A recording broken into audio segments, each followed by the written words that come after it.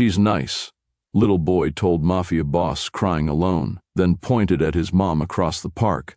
It snowed heavily that evening. The wind was rough, pushing through coats and scarf layers like it wanted to remind the city it was still winter. Halton Park should have been empty by then. Most families had gone home after the choir show, the carousel lights dimmed, and the hot chocolate vendor had packed up. But one bench near the fountain had company. A man sat there, elbows on knees, hands bare in the cold. He wasn't moving. He wasn't checking his phone. He didn't even blink when a flurry passed straight into his face. A little boy in a white puffy jacket and red gloves stopped 5 feet in front of him, one cookie in hand, snow up to his boots. The man looked up, slow. Tattoos inked the backs of his fingers. His jaw looked tense, but his eyes had something missing. The boy tilted his head, then stepped closer. "You look sad," the boy said. The man didn't answer. "You want my mom?" The boy pointed across the grass to a woman sitting on the other side of the park, cup in hand, rubbing warmth into her legs. "She's nice," the boy added. "She reads all the words when I get sleepy, even the hard ones." The man blinked, then looked at the woman. She hadn't seen them yet. Millie, the boy, turned back to him and offered the half of his cookie. The man didn't reach for it, but he didn't look away either. A single street lamp buzzed on behind them.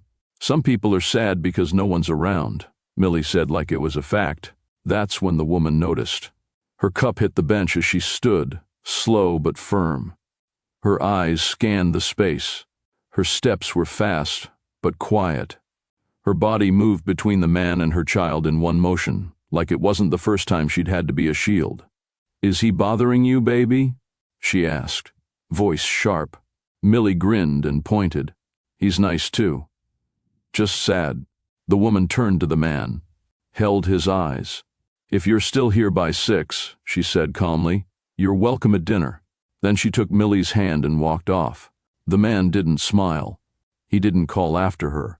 But he watched them the entire way out of the park, snow clinging to his lashes like it had a right to stay.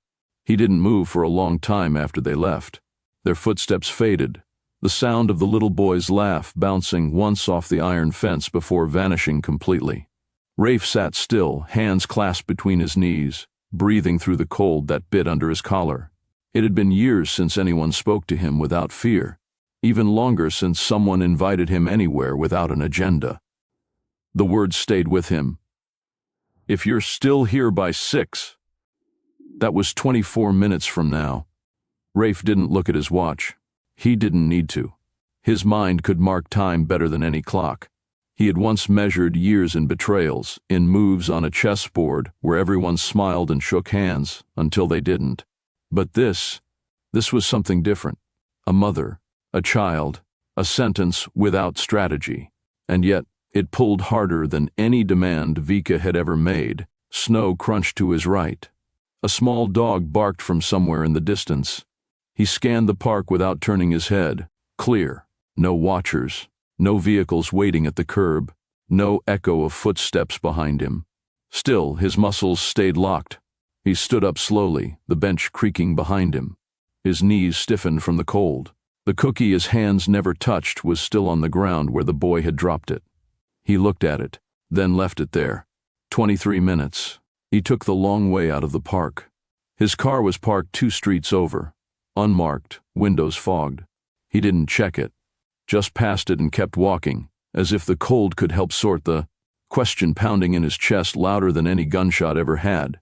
What would it mean to show up? He didn't go back to the estate, didn't call Vika. He stopped at a Comer store, bought nothing. At 5:59, he stood across the street from the small brick church. Lights were on inside. Music played low. Through the frosted window, he saw movement. Then a little hand hit the glass from inside. The boy, Millie, grinned. He pointed and waved. Rafe Loriani crossed the street. The door creaked open at 6:04. Every head in the room turned to him, except hers. She just pointed to the seat beside her.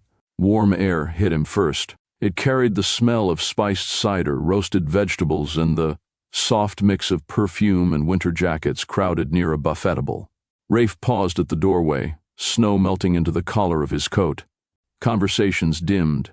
A few people stepped back without meaning to. A chair scraped, a baby fussed. But Naomi didn't look at him with fear. She just lifted her chin in a steady way, then pointed to an open seat next to her son, like she'd been expecting him. Millie kicked his legs under the table. "You made it," he whispered loudly. Rafe didn't answer, just nodded once and sat. The chair felt small compared to his frame, the table too close, the lights too warm. He wasn't built for places like this. He wasn't used to families passing napkins around or little kids reaching for extra bread like it was nothing. He felt eyes on him, quiet but heavy. The kind that tried to place him, tried to recall if they'd seen his face on a headline or heard rumors with his name attached. He didn't turn. He didn't give them room to stare. Naomi slid a mug toward him. "Cider or water?" she asked. He pointed at the cider. Her fingers brushed the cup as she pushed it closer. No flinch, no hesitation. It had been years since someone touched something near him without shaking. He took a sip. Sweet, hot. It burned down his throat and settled somewhere that wasn't pain. Naomi moved around the table, helping untie a scarf from an elderly man cutting a chicken. Piece for a teen girl with cold fingers, handing out napkins, adjusting chairs. She didn't treat this as a church dinner. She treated it like everyone in the room mattered. Rafe watched her without meaning to. She wasn't dressed for attention. Her coat had a sewn patch near the elbow. Her shoes looked worn. But her presence held the room together in a way that made people breathe easier. Millie tugged his sleeve. "You don't smile a lot, huh?" Rafe blinked once. "Not much. My mom says smiling helps your heart." Rafe's jaw tightened. If that were true, his heart would have collapsed years ago. Naomi returned to the table and set a plate in front of him. "Eat," she said plainly. "Warm food helps on cold days." He looked at the plate, then at her. Something shifted he couldn't explain. A gust of wind hit the church doors, shaking them hard. Naomi's eyes lifted first. Rafe's hand dropped instinctively under the table. Before anyone could react, the front doors slammed again. This time, it wasn't the wind. Rafe's hand slipped under the table where his coat rested. Naomi didn't miss it.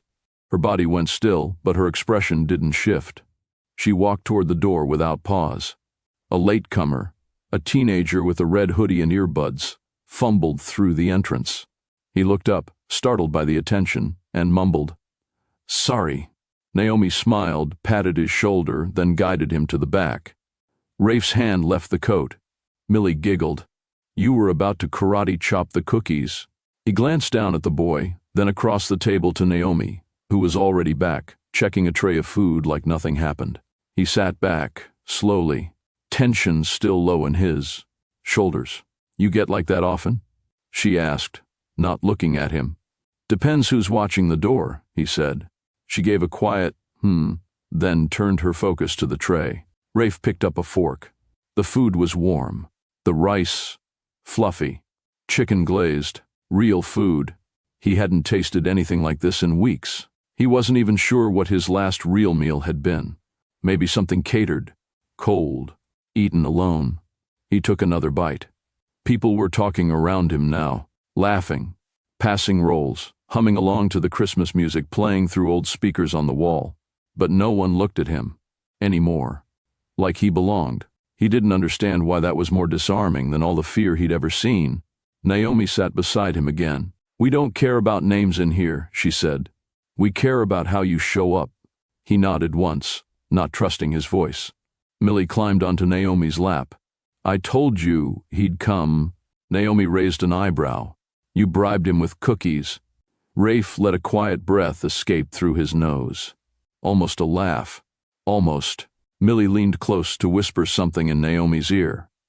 Naomi smiled. Then she looked back at Rafe. "One dinner doesn't fix sadness, but it reminds you you're still human." He met her eyes. The sound of the choir kids rehearsing floated in from the hall. The moment slowed. But then Naomi stood. "Excuse me," she said. One of the boys just wiped his nose on the table. Rafe looked down at his plate again. But what caught his eye wasn't food. It was the edge of a photo. poking from Naomi's open tote bag. Naomi's back ached before she even reached the end of the hallway. The church had been warm all night, but her body still carried the cold from standing outside too long earlier. She'd cleaned the last of the trays, restocked the snack bins for the morning shift, and now stood barefoot in the quiet hallway, massaging her neck with one hand while holding Millie's damp sweater in the other. The folding table leaned slightly to one side. She adjusted it. Nothing about this place was perfect. The lighting buzzed in the back hallway. The hot water worked most of the time. But this church, this beat-up corner brick with a short steeple, was where they came to feel full again. Tonight, they served 37 plates. Only 2 were left uneaten. Her fingers rubbed against the scratchy edge of a napkin in her pocket, still folded, from when Millie stuffed it there just in case the man needed a clean one. That man hadn't said much, but he'd come at exactly 6:04. He didn't speak when he entered, just looked around with that same unreadable expression and walked straight toward the seat Millie had claimed for him. Naomi was the only one who greeted him. She didn't say his name because she didn't know it, and that didn't bother her. She hadn't asked names for a while now. Names came with stories, and sometimes stories asked too much. Now the room was empty. Millie had fallen asleep on one of the nursery cots. The other volunteers had gone home. Naomi stood in the kitchen doorway, half drained, waiting for the second round of heat to kick in. She pulled her phone from her back pocket. 3 messages from her supervisor at the daycare, 1 from her brother, late again of course, and a picture Millie must have taken, her own fingers blurry in the frame, reaching for a cookie. Naomi smiled. Then she heard a creak. The front door eased open. She turned. The same man, quiet, still snow-dusted, stood in the doorway again. She glanced at the clock. 6:04. She didn't speak, just leaned her elbow against the doorway and waited. He stepped inside, shook the snow from his coat, and scanned the empty room like he needed to confirm it was safe. His hands weren't in his pockets. His coat wasn't zipped. But Naomi still noticed something different, something alert. "Millie's asleep," she said. He nodded once. "She left you a candy cane," Naomi added, pulling it from her apron and holding it out. He hesitated, then took it. It stayed unopened in his hand. Naomi turned and walked into the kitchen without another word. He followed, 2 steps behind, boots quiet on the tile. She poured water into a mug and handed it to him. "Microwave's busted," she said. "It's warm, not hot." He drank it anyway. Silence sat heavy between them. Naomi leaned against the fridge and looked at him fully this time. His jawline was strong, but not for show. His coat wasn't new, but the stitching near the collar had been done by someone who cared. He had the kind of presence that took up a room without meaning to. "You military?" she asked, folding her arms. He shook his head. "Then how do you walk like that?" He looked at her. "You think I walk a certain way? I think you walk like someone who's carried things too heavy, too far." That made him pause. Naomi pushed off the fridge and grabbed a cloth. "The back pews need wiping." He took the cloth without hesitation. She followed behind, watching him. He wiped each pew like it mattered. No rush, no cutting corners, just straight lines and clean effort. The kind of work a man does when he's used to doing worse. "You hungry?" she asked. "I'm here," he replied. She understood what that meant. She made him a plate. Didn't ask if he wanted it. Just made it. Rice, baked beans, leftover turkey she'd kept warm in the oven. She handed it to him like it was normal to feed strangers at night. He sat. Ate. No sound but the ticking clock on the wall and the heat vent rattling to life behind them. Naomi didn't sit beside him. She sat across. Outside, a black car rolled to a slow stop near the edge of the lot. Headlights off. Engine still running. Naomi noticed the car. It didn't park. It hovered near the curb, engine humming low. No one got out. No windows rolled down. Just a presence, parked where streetlights didn't reach. She didn't flinch. Didn't draw attention to it. She stood and walked toward the front windows like she was checking the snow buildup. The curtain stayed in her hand a second longer than it needed to. She counted 2 shapes inside the car. The man across the table didn't look up, but she knew he saw it too. His fork paused mid-air. His eyes didn't move, but his body shifted slightly, just enough to put his back against the wall. Quiet instinct. Naomi returned to the table and sat again. "Friends of yours?" she asked casually. He didn't answer. Didn't need to. They sat there, quiet, while the car idled. Then, finally, it pulled away. He exhaled through his nose. "You didn't ask who I am," he said. Naomi met his eyes. "People tell you when they're ready." He looked at her for a long time. Most people couldn't hold his stare for that long. But she didn't blink. "You don't know me," he said. She nodded. "That's the point." He looked down at the plate, now mostly empty. "You ever wonder what makes someone stop showing up in their own life?" Naomi leaned forward on her elbows. "Every day. Then I remember, showing up again starts with small things, like wiping pews, or finishing a plate." For a moment, he didn't move. Then he took the last bite. Millie's voice broke the quiet from the back hallway. "Mommy?" Naomi stood instantly, already heading toward her. Rafe watched her go. When she returned, Millie was half asleep on her shoulder.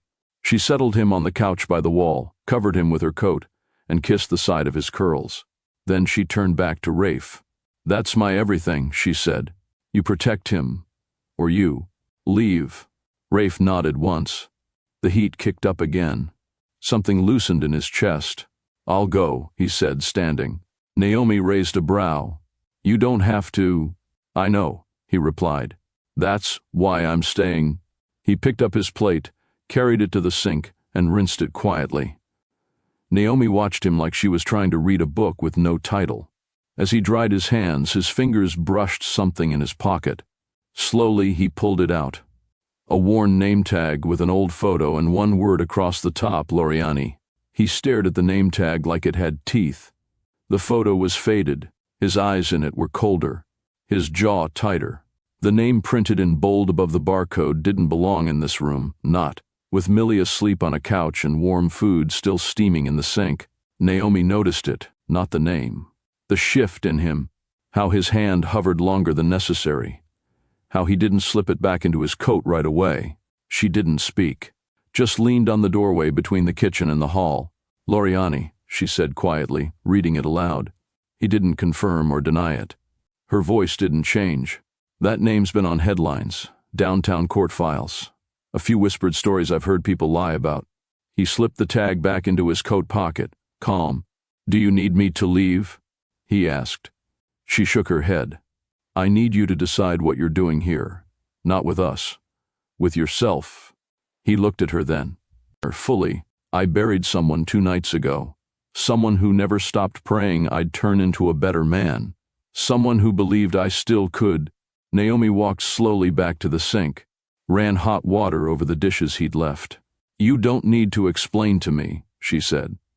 "But don't insult your mother's prayers by hiding behind silence." His eyes didn't leave her. He dealt with district attorneys who flinched, boardroom snakes who smiled too easily, men with muscles but no spine.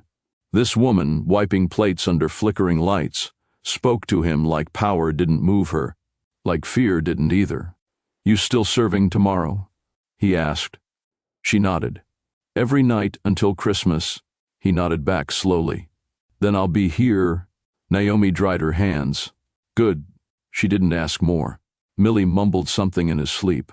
Naomi went to him, rubbed his back gently.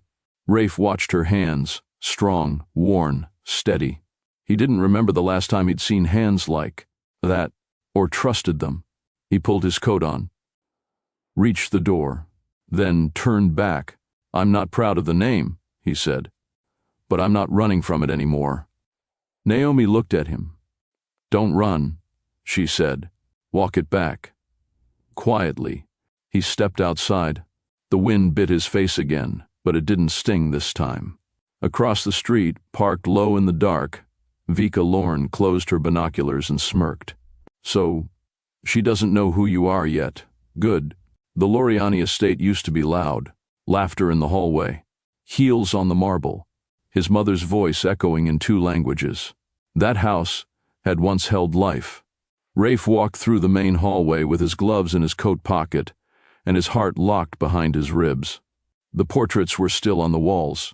Her favorite chair still had the old shawl thrown across the armrest, but the scent of lavender was gone, replaced by something sterile. He reached her bedroom. Someone had boxed up her things. Not him. The closet doors were cracked open, almost like they'd been searched. Her jewelry chest sat too clean on the dresser. No dust. He opened it. Empty. Behind him, footsteps didn't creak. They clicked. Vika stood in the doorway in pearl heels and a slate-gray blouse, smiling like she hadn't stolen time. "You missed the funeral," she said softly. "Rafe didn't turn. You buried her before I was told she was sick. She went quickly. You planned it quicker." Vika walked in like she owned the floors. "I told the staff to be respectful. I thought you'd show. Soon are. You made sure I wouldn't." She stopped beside the dresser, opened a drawer, pulled out a folded scarf. "Don't start blaming me because you lost track of what mattered," she said, draping the scarf across her wrist like an accessory. "You chose distance." "No," Rafe replied. "I chose peace." He turned toward her, eyes calm. "You built a kingdom with fake signatures and forged hands, and when she got sick, you didn't call. You calculated." "She was weak," Vika snapped. "Sentimental, soft. We needed clean lines. She clung to people. That made her vulnerable." Rafe stared hard. "She was my mother." Vika smiled again. "And I protected the family name. You protected your access." Silence followed. She dropped the scarf back in the drawer like it was infected. "So now what? You gonna come back? Take the house? Call the lawyers?" Rafe stepped past her, slow. "No. You already made your moves." He left without slamming a door. Didn't speak to a single guard. Didn't sit in the driver's seat. He walked out of the house and didn't look back. By the next morning, Rafe Loriani was gone from every place he used to belong. His name was removed from 5 estate operations. 3 lawyers received silent withdrawals. Every private number that once rang his line hit dead air. Vika didn't know it yet, but her audience had vanished. Rafe didn't care about the thrones they used to fight over. He cared about what was buried in the quiet, what she'd touched that she had no right to. The graveyard wasn't marked. It was a patch of land beside a white chapel in the outer county. No Loriani plaque. No marble. Just one wild rosebush in the frost, bending with the weight of snow. He stood there with his gloves in his hand, not on, and his coat collar lifted to fight the wind. No driver waited. No suit, just Rafe, alone, with no words for the ground. He stayed for 16 minutes, said nothing, then left a single thing behind, a gold bracelet his mother used to wear to breakfast every Sunday. He laid it in the snow, walked away before it sank. That night, Halton Park was still iced over, but he showed up earlier, before Millie and Naomi. This time he sat for a while, just watching. Then he stood, walked to the bench where he'd first been approached by a boy with a cookie and no fear.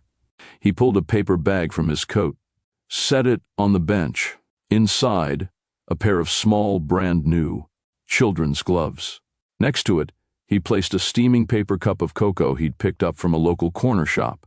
Then he disappeared down the side path, cutting through the alley behind the school. When Naomi and Millie arrived 20 minutes later, Millie spotted the bag first. "Mommy, look." Naomi approached slowly, checked the area. Her body instinctively shifted in front of her son again. She touched the cup. Still warm. She checked the gloves. It was brand new. Millie pulled the gloves on. "He remembered my hands were cold." Naomi looked around the park. Nothing but the slow turn of the carousel lights. But her breath hitched just slightly. Because this wasn't random. Someone had been watching. Later that evening, as Naomi locked the supply room at the church, she found a white envelope slipped under the door. No name, no return address. Inside, a single stamp marked "Paid in full." Naomi didn't open it right away. The envelope felt off. Too clean, too flat, too precise. Like it hadn't passed through the usual channels of smudged fingerprints and creased edges. She turned it over in her hand. No handwriting. No postage mark, just a red stamp on the seal, paid in full. She stood alone in the hallway, the church quiet behind her. The last of the volunteers had already left. Millie was asleep in the nursery again, snuggled under a quilt donated by the retired teacher 2 blocks over. Naomi had seen a lot in her life. Bills with red warnings, envelopes with no return address, promises that never kept their shape. But this had weight.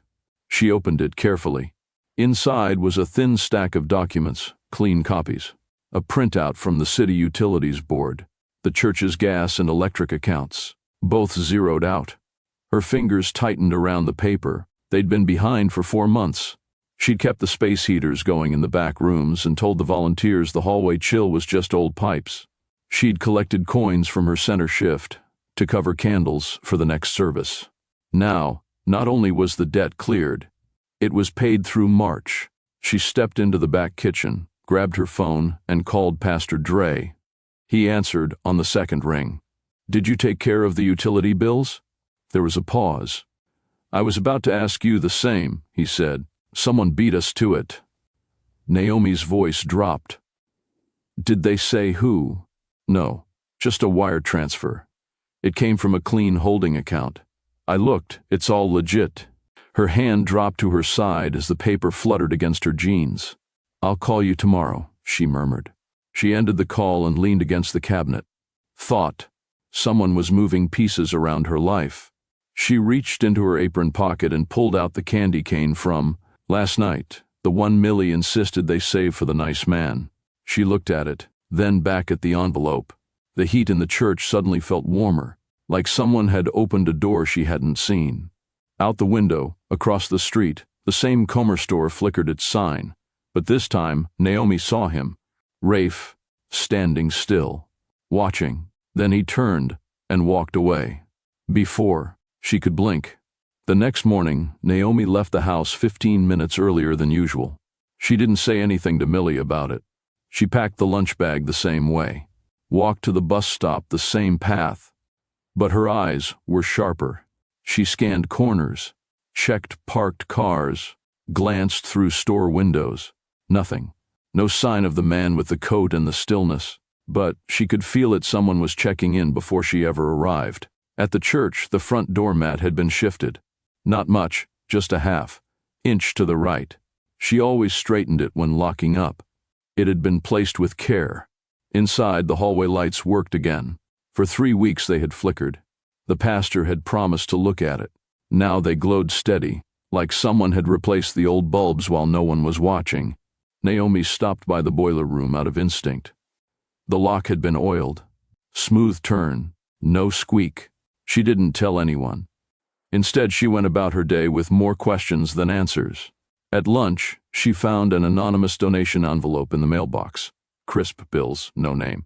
That night, while cleaning the coffee corner, she found a box of brand, new filters, restocked.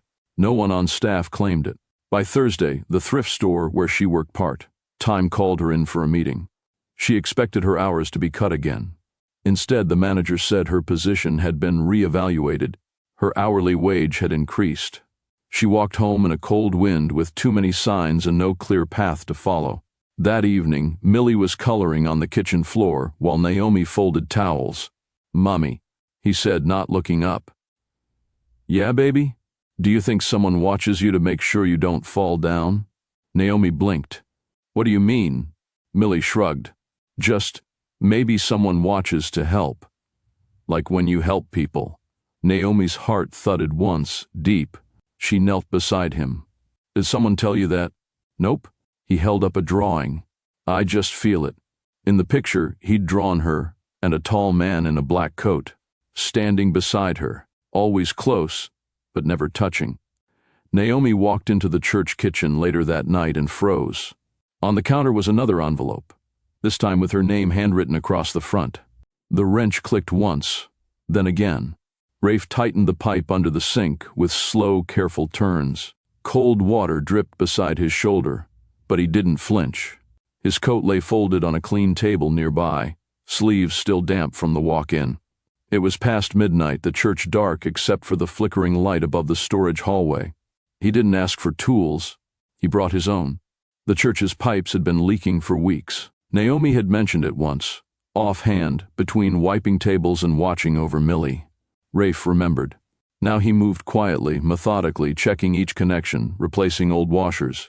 He didn't leave a mess. Didn't write a note. Just finished the job. No one saw him arrive. No one would see him leave. By the time the sun touched the cross outside, the sink no longer groaned when turned. The rust was gone from the faucet.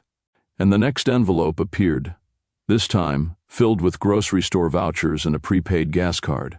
Naomi found it tucked inside the church's donation drawer. No note, no receipt, just a pattern beginning to form. She didn't speak on it. But she watched closer now. That afternoon, Pastor Dre mentioned the rent for the church building had been quietly adjusted. Anonymous donor, he said, scratching his head. The landlord said a third party handled it, legal, sealed, but odd. Naomi didn't say anything, just folded the tablecloth tighter and nodded. Then the thrift store restocked, items no one remembered tagging. A full coat rack of warm jackets appeared overnight, all sorted, all folded, all sized.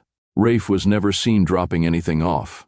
But by the fourth day, Naomi noticed something she hadn't before. He always arrived when no one was watching. He left nothing with his name, only pieces of problems fixed. She began to suspect long before she had proof. And the way Millie beamed when Rafe appeared near the church steps, like he'd never been gone at all, that sealed it. "Did you come back to sit?" Millie asked one morning. "No," Rafe said, crouching to his level. "Came back to see if your fingers are still warm." Millie giggled and held up both hands. "Still warm." Naomi leaned against the doorway as Rafe handed Millie a folded napkin shaped like a bird. It wasn't perfect, but it made the boy laugh so hard he dropped the spoon he was holding. "Where'd you learn that?" she asked Rafe quietly, arms crossed. "Someone taught me a long time ago." "Someone with kids?" "No, just someone patient." She studied him. "You strike me as someone who didn't grow up with much softness." He didn't look at her when he replied, "I didn't." She stepped into the room, picked up Millie's spoon, and rinsed it at the sink Rafe had fixed days ago. "You've been around the church a lot lately," she said. "I'm quiet," he replied. "Quiet doesn't make you invisible." He tilted his head. "Do I bother you?" "No," Naomi said honestly. "I'm just trying to figure out what makes a man like you care about leaky pipes and coat racks." Rafe sat back in his chair. "You care about things most people ignore. That kind of effort deserves backup." Naomi dried her hands. "Is that what this is to you? Backup? Not everything has to be complicated." She smiled tightly. Says the man who won't give a straight answer to save his life. Millie interrupted by placing 2 plastic cups on the table. "We're having a party," he announced. "You're both invited." Rafe looked at Naomi. "Guess we've been drafted." She sighed and sat down. "Fine, but I'm not drinking fake tea again." Millie leaned close and whispered, "It's invisible juice today." Naomi laughed. It surprised even her. She looked at Rafe. His body was still, but his face had softened. His eyes weren't tired, they were watching. Focused, present. He wasn't trying to be anything here. He just was. That unsettled her more than she expected. Later, when Millie left to color, Naomi stayed seated. "You always ask questions about him," she said. "You never ask about me. You're not the one I worry about. You don't know us. I know enough to know he feels safe around you. And I trust what he feels." Naomi's voice lowered. "What are you trying to fix?" Rafe looked her straight in the eye. "Not fix. Protect." That word settled hard between them. Naomi stepped into the classroom that evening to erase the chalkboard. One message had been added in unfamiliar handwriting. "Tell her she saved a king." The words stopped her hand mid-swipe. Naomi stared at the message, chalk still fresh, angled slightly left. The line wasn't signed. No flourish, just a sentence sitting in the corner of the board, quiet and strange. "Tell her she saved a king." Her eyes scanned the room. Chairs stacked, Bibles aligned, craft supplies tucked back into the bin. No one else had keys to this room after hours. She stepped back, cloth still in hand, heartbeat picking up speed, not from fear but recognition. Someone was watching her efforts, someone who knew more than they were saying. She didn't erase the message. Instead, she stepped out, closed the classroom door gently, and made her way to the fellowship hall. Pastor Dre was boxing up leftover canned goods. "You notice anything unusual in the classroom?" He paused. "You mean other than all the glitter from last night's angel project?" Naomi gave a tight smile. "Never mind." She walked back toward the front office and paused at the window. Outside, the same bench in Halton Park sat quiet, but something was different again. On the bench, a new thermos, a folded children's scarf, a paperback book about bedtime prayers. She exhaled. Rafe had been dropping breadcrumbs, not to impress, not to be seen. He was trying to belong without forcing the door open. Naomi returned inside, sat at the front pew, and looked at the paper still in her apron from the night before. The envelope with her name now carried a second folded note behind the vouchers. One line, "If it stays warm in here, maybe the cold stays out of you too." She swallowed. This wasn't someone running game. This was someone rebuilding something he thought he'd never have. She stood up, heart heavier now. Not from fear, but from knowing exactly what it meant when broken people chose to serve instead of hide. Rafe didn't ask for space. He made room for others first. Outside, across the street, Rafe stood beneath the edge of the broken streetlight. As she locked the door, he didn't wave. Just watched, waited, and then slowly turned to walk the long way around the block, his shadow trailing behind him. The next morning, Naomi stood in the center hallway with a fresh set of donation logs in one hand and an old ledger in the other. She didn't usually play detective, but the patterns were impossible to ignore now. Every envelope came without fingerprints. Every act of service was done off the clock. And every gift, be it hot cocoa, plumbing repairs, or anonymous church payments, landed the same way. Right before Rafe appeared, she stepped into the office, opened the desk drawer, and pulled out last winter's budget plan. She flipped through the files. Heating costs, facility repair quotes, volunteer stipends. All of it. Resolved. In the last 6 days, every pressing issue that had hung over her head was checked off, not with fanfare, but with invisible help. She didn't need to guess anymore. She folded the files shut and pressed her hands against the desk, letting herself feel what she couldn't say out loud. Rafe had been watching her carry everything, and he decided not to take the weight from her hands, but to make the road a little more walkable. That afternoon, when he showed up early again, Naomi didn't act surprised. She handed him a pair of gloves Millie had outgrown. He raised an eyebrow. "For when you're working under the sink next time," she said. He accepted them without speaking. Later, she caught him adjusting the crooked coat rack in the church's back hallway. Not with nails, but with 2 small screws he'd clearly brought with him. "Is that all you do?" she asked from behind him. He turned, not startled. "Fix things?" "No," she said, walking closer. "Show up in pieces, leave things better, and still keep your mouth shut." He gave a small shrug. "People talk too much." Naomi stood still, and people hide more than that. He met her gaze. "Millie makes you soft, but I know you weren't always this calm." She nodded.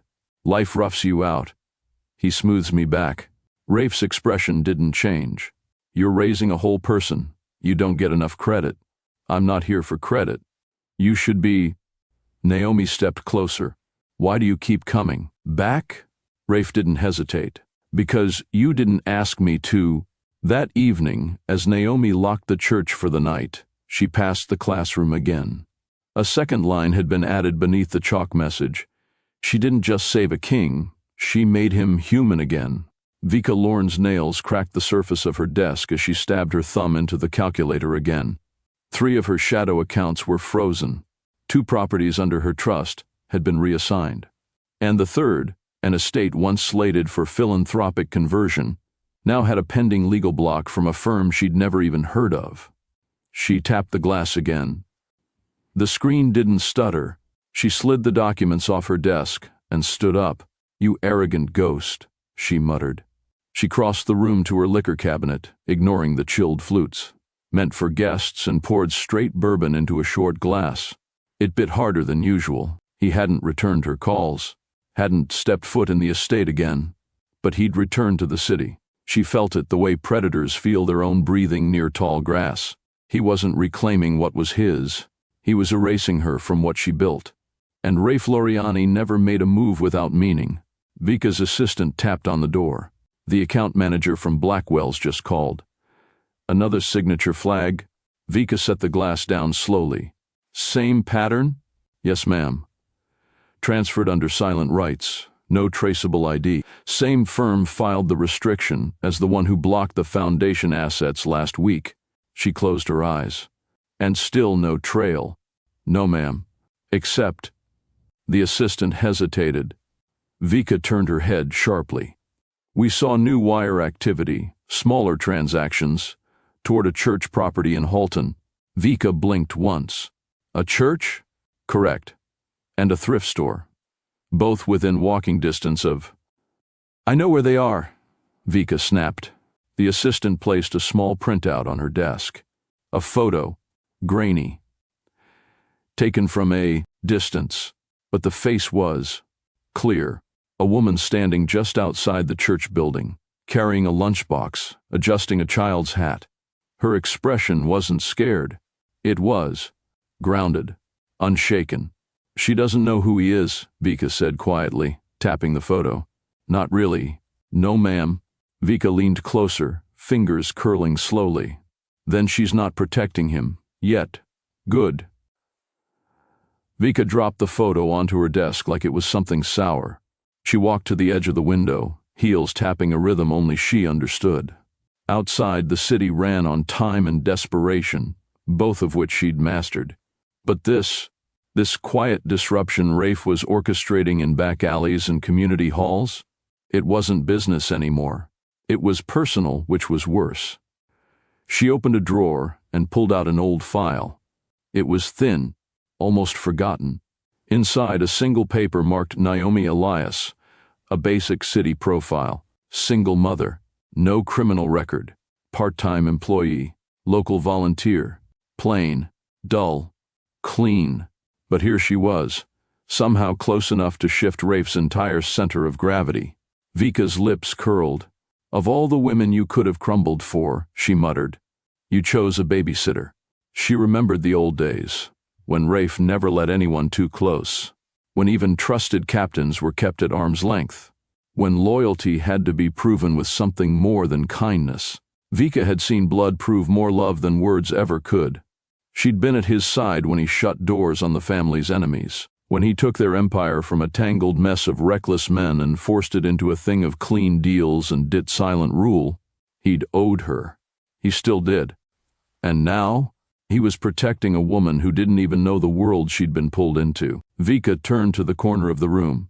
Two men in black coats stood waiting. No expressions, no names spoken. She slid the photo toward them. I want her brought in. One of them hesitated. Rafe's still active in that part of town. She smiled slowly. I know. That's why you'll move quiet. She stepped toward them, voice cold and sharp. He's not the only one who knows how to stay. Unsee. The man nodded once. And the child? Leave him. She'll come faster if she's alone. She dismissed them with a flick of her hand. The door shut softly behind them. Vika returned to her glass and downed what was left, then whispered to no one. Let's see how strong she is when she realizes fairy tales aren't free.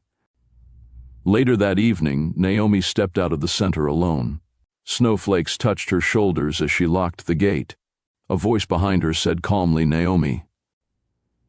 Elias? She turned. Two men stood by a black SUV, doors open, waiting. Naomi didn't answer right away. Her grip on the gate tightened as she looked at the men. Suits too clean for the neighborhood. Shoes too dry for the snow. Covered sidewalk. One stood near the SUV's rear door, hand resting against it like it was routine.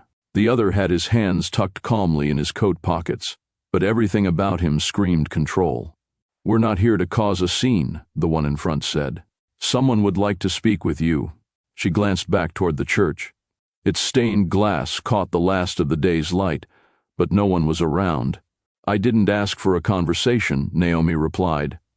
The man nodded, almost with respect. "No, ma'am." "But she insists." "She?" Before Naomi could ask, the rear door of the SUV opened, and Vika Lorne stepped out, wearing fur, eyes like ice, smile like venom dipped in sugar. Naomi blinked once, steady. "You're the one behind the envelopes," she said slowly. Vika tilted her head. "If I was, would that make you grateful? Or just suspicious?" "I'm already both." Vika's smile widened. "You've got nerve," she said, stepping closer. "I'll give you that. But nerve can't carry a man like Rafe. Not for long." Naomi didn't move. "I didn't ask to carry him." "No," Vika said, voice sharp now. "You just sat beside him long enough for him to forget where he came from." Naomi studied her. "Is that what scares you? That he's forgetting you?" The guards shifted slightly. Vika raised a hand, keeping them. "Still, you don't understand how deep he's in, what he's done, what he's ruined. I helped build the wall around his name. I buried people to keep it intact." "I don't care about his name," Naomi said calmly. "I care about who shows up at the church when no one's looking." "That," Vika hissed, "is exactly what makes you dangerous." Snow began to fall harder now. It gathered on Vika's lashes but didn't soften her tone. "You think you've made him better. What you've done is made him weak." "No," Naomi replied. "I've made him real." Vika's smile vanished. She stepped closer. "You don't belong in his world." Naomi's jaw set. "And maybe his world doesn't belong in mine."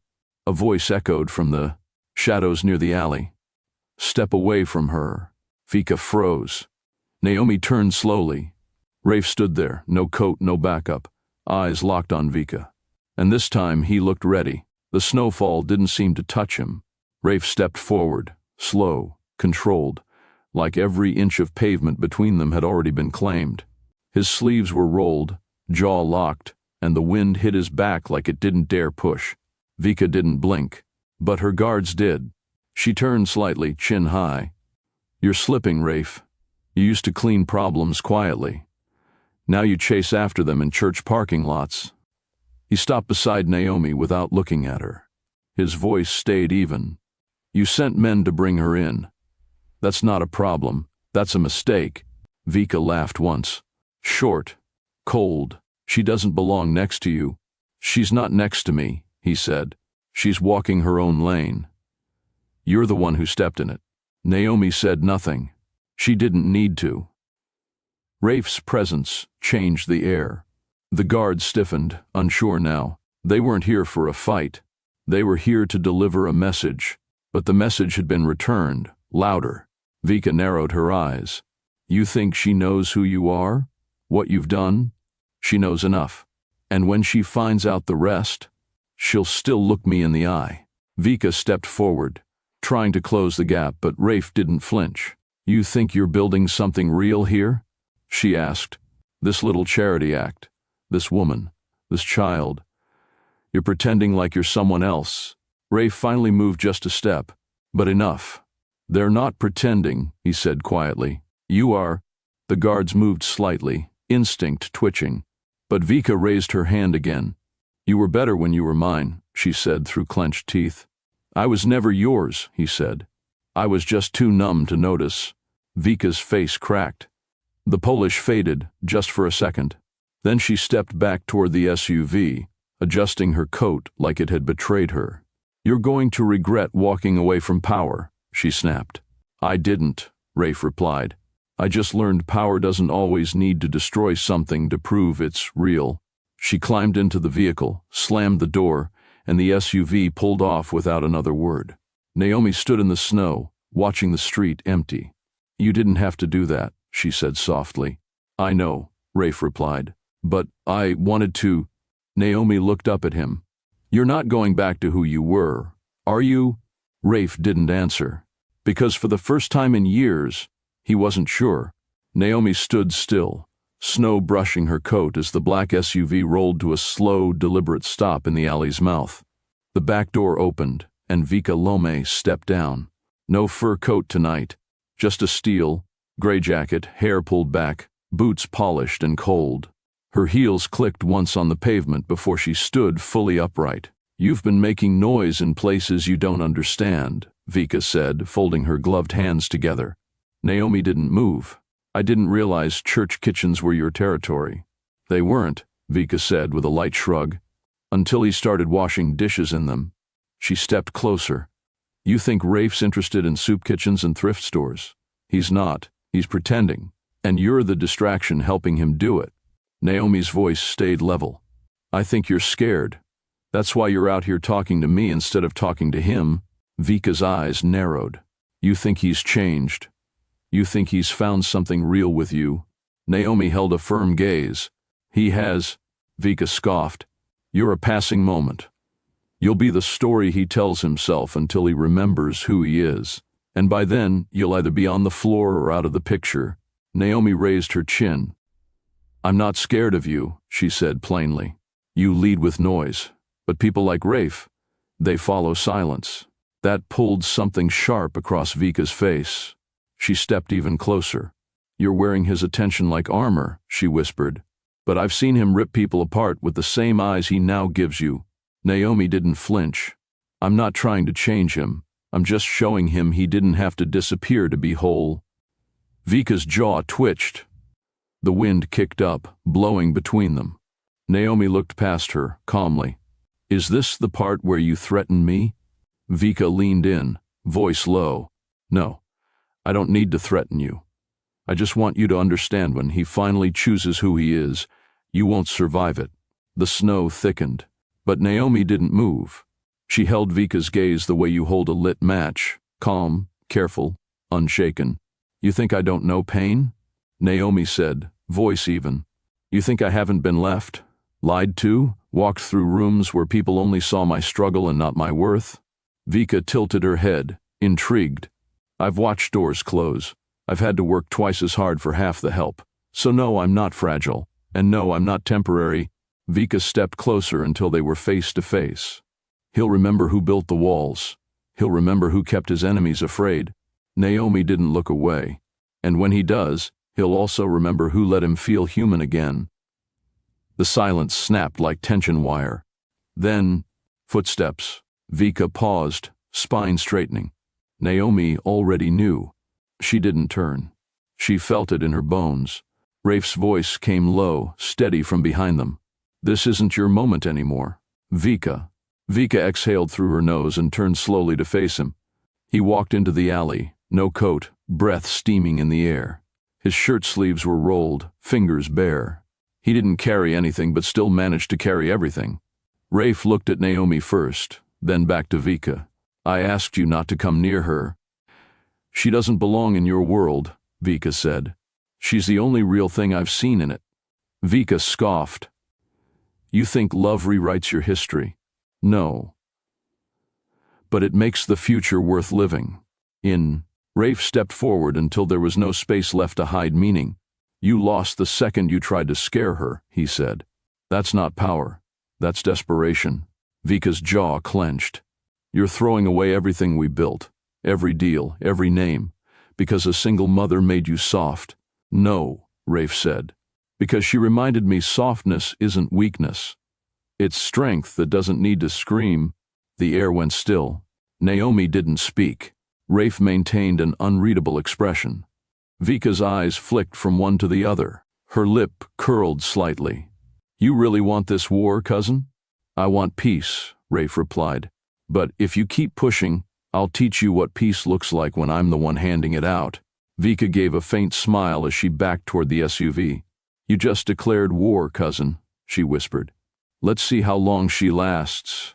Then she disappeared into the snow. The next time Rafe came to the church, it wasn't through a side door or late at night.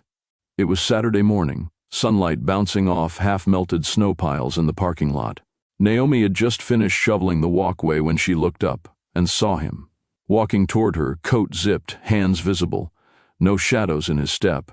She didn't speak. She opened the door and held it. He nodded once, stepped in, and let the warm air wrap around both of them. Inside, volunteers were restocking canned goods. Millie was running between rows with a glitter-stained paper star. And Rafe? He stood still as if checking if the place would reject him. It didn't. He hung up his coat, rolled up his sleeves, and walked straight to the stack of folding chairs that needed setting out. Naomi watched him from the side hall. Quiet, thoughtful, he was doing what men who knew their own shadows rarely did. He was showing up in daylight. An hour passed. Then, too, he fixed the crooked hinge on the door to the nursery, took apart a space heater and rewired it, organized the pantry like he'd stocked warehouses before, and all without once bringing attention to himself. Naomi handed him a water bottle and leaned on the edge of the counter. "You have a strange way of showing up like you've been here all along." "I've been around broken things for a long time," he said, twisting the cap. "Figured I'd try being around something that runs on people instead of fear." She studied him. "You say things like you've seen too much." He gave a tight smile. "Because the first have." She didn't press, didn't ask for more than he was willing to give. Instead, she gestured toward the main room where Millie was making paper snowflakes. "He made you a star," she said. "I saw," he said, voice softer. "Wasn't sure if it was for me." "It is," she said plainly. "Kids don't complicate things. They feel, they trust, and they choose." Rafe looked down at the bottle in his hands. "Been a long time since I was chosen," Naomi replied. "Then let Millie teach you.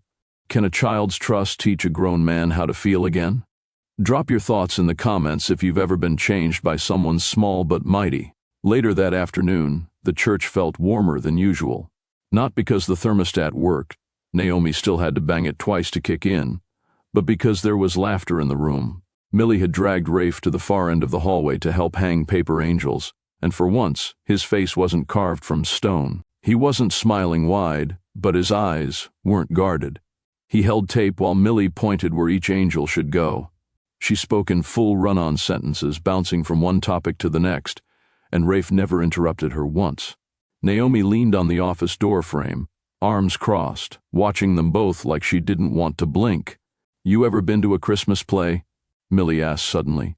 Rafe shook his head. "Not in a long time." "I'm in one," Millie said proudly. "I'm a sheep. I've been practicing my ba." "Want to hear?" "Absolutely not," Naomi called out from the other end. Millie grinned. "It's not bad." Rafe raised an eyebrow. "That's a bold claim." Millie threw his arms up in dramatic protest. "You both don't appreciate theater." Naomi walked over, rubbing his curls as she passed. "He's just looking for an excuse to get you to invite him." Millie gasped. "You want to come?" Rafe looked at Naomi, then back at the boy.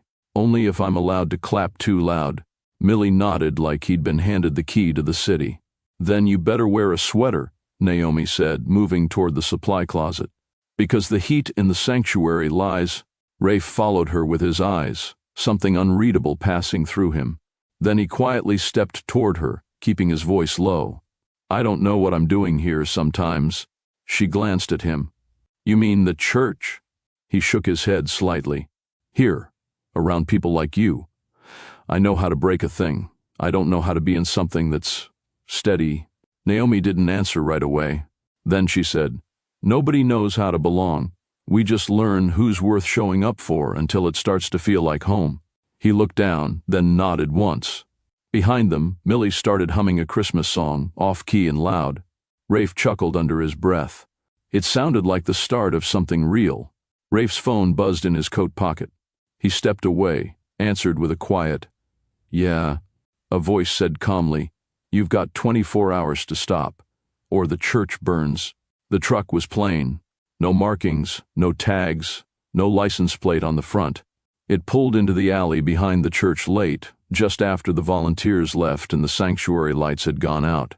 Inside were 3 crates, 1 black duffel, and a man with no name written anywhere. He stepped out, gloved hands, tight jaw, moved quick, focused.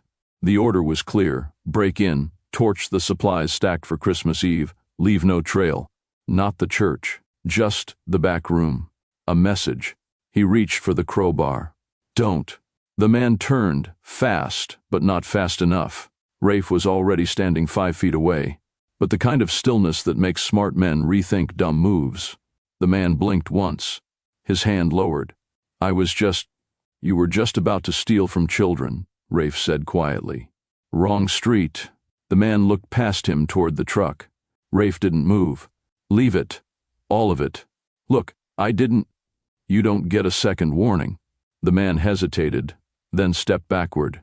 Rafe didn't have to touch him, didn't have to raise his voice. Some reputations speak before fists ever do. The truck pulled off 5 minutes later, empty, slow, gone. The crates stayed behind. Rafe opened them, one by one. Holiday supplies, decorations, food, wrapped gifts labeled for families who wouldn't have any without the church's help. He locked them inside personally, then called no one. No one ever found out. The next morning, Naomi noticed the back storeroom had been reorganized. I thought we left it half unpacked, she told Millie, brow furrowed. Maybe Santa cleaned it? Millie offered, holding up a tinsel string. She chuckled. Maybe, but something in her chest stirred. That afternoon, Rafe was waiting at the front steps before she arrived. You were early, she said. He nodded. Some things needed watching. She paused. Are we in danger? His answer came quiet. Only if I leave. She studied his face. No one ever says that like it means safety. I do. Naomi didn't press him. But the tension in Rafe's shoulders hadn't eased all day. He didn't hover, didn't take control of anything. But she noticed how he scanned every comer of the church as they walked. How he positioned himself near doorways. How he spoke less but stayed longer. By sunset, the Christmas lights had been strung along the sanctuary windows, casting soft color across the wood floors.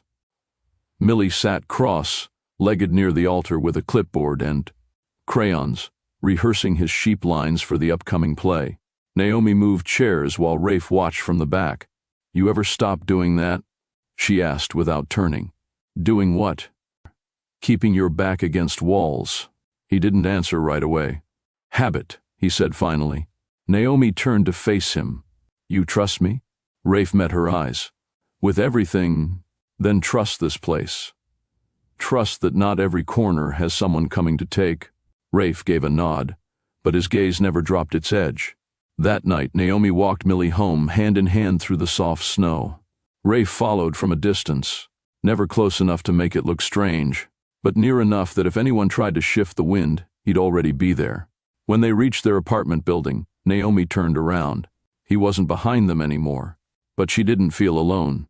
She unlocked the door, helped Millie with his boots, and settled him into bed. An hour later, the hallway was still. Naomi stepped out to check the front mat, expecting maybe another quiet envelope. A note, something left behind without words. But what she saw stopped her cold. A small box sat centered on the welcome mat, wrapped neatly in deep red paper, tied with a black ribbon. She bent slowly, opened it with careful hands. Inside, resting on dark velvet, was a single bullet, smooth, clean, polished, and beside it, a folded note with 4 printed words. Pull him back, now. Naomi stared down at the box, her breath low and still. No sound in the hallway. No footsteps. Just silence. And a threat wrapped like a gift. Behind her, the hallway light flickered once. Naomi closed the door without a word, then reached for her phone. She didn't call Rafe. She called the only number he said to use if things got real. The sky over the city carried that soft gray that only came on Christmas Eve. Inside Naomi's apartment, warmth filled the small space. The heater ticked. The scent of cocoa mixed with starch from the ironed shirt she laid beside Millie's costume. Don't wrinkle it, she warned, not turning. Millie stood on a chair, arms out wide, his wool sheep costume drooping on one side. I'm not, he insisted. I'm practicing my ba. It needs chest space. Naomi smiled without showing it. She walked over, clipped the Velcro on his shoulder, and gently tucked the tiny tail back into place. You ready for the big show? Millie beamed. I was born for this role. Pretty sure you were born during a blackout with no hot water, she said, ruffling his hair. Same thing, he grinned. Across town, Rafe stood in the back of the church sanctuary. He watched as the room filled. Families crowding into pews, folding chairs pulled from closets, camera phones ready. Children raced down aisles with angel wings too big and halos made of glitter and pipe cleaners. He didn't move toward the front. He just waited. Until he saw her. Naomi stepped through the side door with Millie in one hand and a plastic bag in the other. Millie broke into a run. He came. I told you he would. Rafe crouched to meet him, his hand pulling something small from his jacket pocket. Hold out your hands. Millie did. Rafe dropped a tiny polished gold bell into his palms. What's this? Stage magic, Rafe said quietly. It'll keep your voice strong. Millie gasped. Is it real? It's yours, Rafe said, but only if you keep it safe. Naomi watched them both. She stepped forward as Millie ran off toward the backstage curtain. Rafe stood. She looked at him. Longer this time. What are you really trying to be? She asked quietly. He held her eyes. Someone worth being pointed at, he said. Naomi didn't speak, but something in her expression shifted. Less guarded, more steady. He was becoming the man no one asked him to be. Just the one he wanted to meet. The sanctuary lights dimmed. A piano note rang out, slightly off. Key but full of effort. Naomi slipped into a seat near the front row, but Rafe stayed in the back, hands clasped. In front of him, gaze locked on the side curtain where Millie waited with the other kids. The narrator began. Lines were recited slowly, some rushed, some whispered. Parents chuckled. Phones rose. Cameras flashed. And then it was Millie's turn. He stepped out, wide-eyed, in his slightly crooked sheep costume, bell proudly hanging around his neck. Rafe didn't move. But Naomi did. She leaned forward just enough to hold her breath. Millie stood there, spotted the crowd, and waved.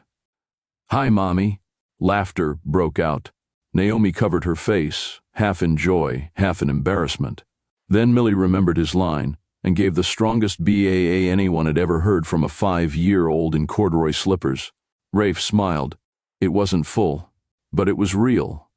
The play continued, full of missed cues and heartfelt moments. An angel tripped. A donkey lost a shoe. But through it all, the warmth never left the room. Naomi glanced back once toward Rafe. He hadn't shifted, but he had changed. When the children took their final bow, Millie searched the crowd. Rafe raised one hand slightly. Just enough. Millie saw him, pointed, and grinned. That was the only applause Rafe needed. As the crowd filed out, Naomi wrapped Millie's coat around him, but something made her pause. The bell. Gone. Her fingers moved fast, checking the collar, his sleeves, his tiny pockets. Millie, she said calmly, where's the bell Mr. Rafe gave you? He blinked. It was on me. I didn't touch it. Naomi crouched, her hands now checking the stage edge, under the pews, between the chairs. Nothing. Behind her, Rafe was already moving. He didn't say a word.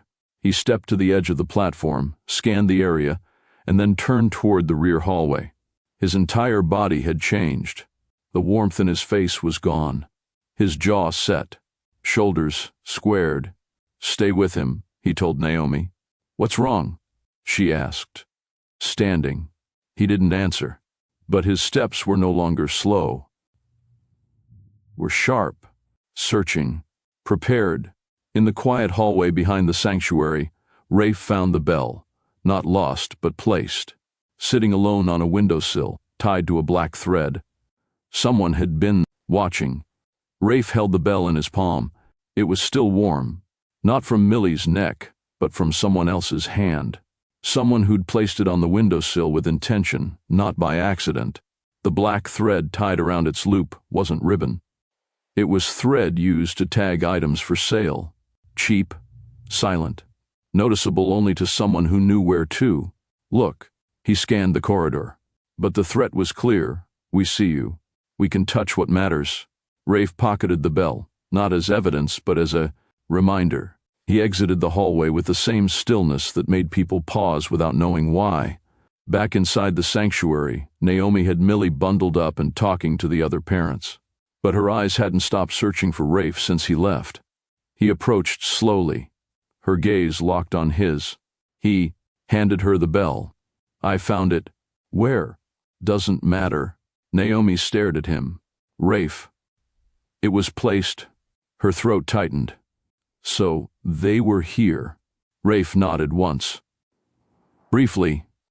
She didn't speak for a moment, then asked, "Do we need to run?" He shook his head. "You're not moving again." "Not because of them." Naomi looked down at the bell, now resting in her palm like it had weight far beyond its size. Millie tugged her coat. "Can Mr. Rafe come to the house for Coco?" Rafe crouched beside him. "I've got somewhere to be first. But soon, okay?" Millie grinned. "Okay. But no raisins in the cookies." "Deal." Rafe stood. Naomi walked with him toward the door. "You're going after them, aren't you?" "No," Rafe said quietly. "I'm reminding them I still know how to be who I was." Naomi caught his sleeve. "You promised me you weren't going back." He turned fully to face her. "I'm not. I'm just letting them know the line is drawn, and it's in ice." Naomi's eyes didn't blink. "What if they cross it? Then they break." Rafe walked through the back alley with no coat, only his breath visible in the cold. He didn't call anyone, didn't send a message, just walked. He reached the black sedan parked under a broken streetlight near 5th and Howell. The man inside stepped out before Rafe knocked. "You got the location?" The man nodded, handed him a folded slip of paper. 3 blocks east of the river. Warehouse near the old ferry dock. Same crew Vika's used before. They've been watching from distance. Nothing loud yet. "They touched the church?" "Didn't get that far." "They touched the boy." Silence. Then the man said, "Do you want it cleaned up?" Rafe shook his head. "No mess. No movement. Just eyes on every door she walks through. No one touches them without me knowing first. And Vika, she'll know I know. That's enough for now." The man gave a single nod and returned to the car. Rafe stood in the snow for another full minute, the bell still in his coat pocket, before turning back toward the church. Across town, Naomi placed Millie's bell on their small bookshelf beside the nightlight. She hadn't asked him what happened, not in front of Millie. But now, as the apartment finally went still, she stood at the kitchen counter with both hands flat against the wood. Something had shifted in Rafe. Not back, not forward, but deeper. When the knock came, she didn't jump. She opened the door and found a plain envelope on the mat. No box, no ribbon. Inside, one photo. A grainy street shot of her and Millie walking home 2 nights ago. And written on the back, "Your piece has a price." Because now it wasn't just about the boy. It was about how far they were willing to go, to remind Rafe who he used to be. The next morning, Naomi stepped into the church and found a new note taped to the back of the classroom door. Rafe's handwriting. "They too try one more time. After that they'll stop. I promise you." That night, Naomi lit one candle in the sanctuary after locking up. She turned and saw a shadow move outside the stained glass window watching. But this time, when she stepped outside, no one ran. They were waiting.